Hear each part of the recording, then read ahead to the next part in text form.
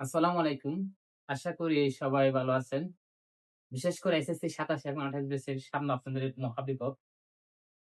আপনাদের জন্য আমি কিছু নোটডাউন করতেছি আরকি। যেগুলো আপনাদের বই বিকিবিসি সেই বিষয়ের উপর ভিত্তি করে। বিশেষ করে এখন আমি যেটা করতে চাই সেটা হচ্ছে ম্যাথ। আ আশা করি সবারই তো ম্যাথের উপর বই ভীতি।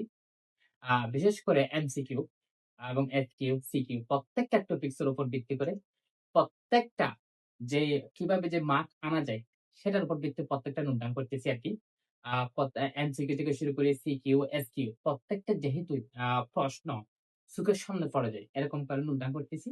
যে আমার সামনে দেখতেছেন প্রায় ৩ টা আমি পাঠ্যপুস্তক খুলে আমি এগুলো নোটডাউন করতেছি যে হলো একটা প্রশ্নে যেহেতু বাদ না পড়ে এভাবে।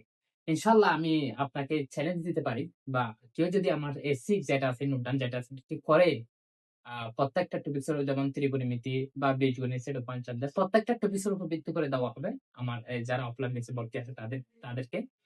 কেউ যদি আমার এই নোটডাউন গুলো করে ইনশাআল্লাহ আমি আপনাকে গ্যারান্টি দিতে পারবো ইনশাআল্লাহ আপনার একটাও প্রশ্ন আনকমন পড়বে না। আমি আবার এমন বলতেছি না যে আমার এই নোটটা করলে আপনার 100% কমন চলে আসবে এমনও বলতেছি না। কিন্তু আমার এই নোটডাউন করলে অবশ্যই আপনি সেই টাইপস এর হুবহু প্রশ্ন পেয়ে যাবেন। আমার নোট থেকে না আসলে কিন্তু হুবহু টাইপস পেয়ে যাবেন।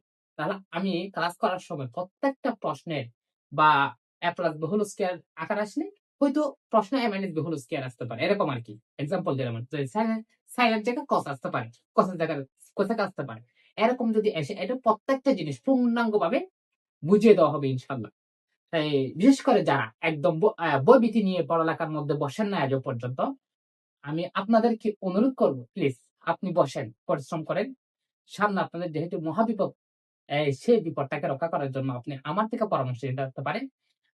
আমার অফলাইন বেসে পড়ালেখা কেমন বা প অ্যা অ্যা তাদের পরীক্ষা কেমন চলতেছে, পড়ালেখার অবস্থা কেমন? এগুলো জেনে শুনে আপনি আমার এখানে পরামর্শ নিতে আসতে পারেন ইনশাআল্লাহ। কোন সমস্যা নেই। যারা একদম 0% আছেন পড়ালেখাতে, আপনি পড়ালেখা স্টার্ট করেন। ইনশাআল্লাহ আল্লাহর উপর ভরসা করেন। আর আমার আপনি যদি আমার এখানে আসেন, পরামর্শ নিতে আসেন বা আমার বেসে ভর্তি হতে আসেন, সমস্যা নেই। ইনশাআল্লাহ আপনাকে সর্বোচ্চ লেভেলে গাইডলাইন দিয়ে, পরামর্শ দিয়ে এগিয়ে দেওয়ার চেষ্টা করব। আসসালামু আলাইকুম।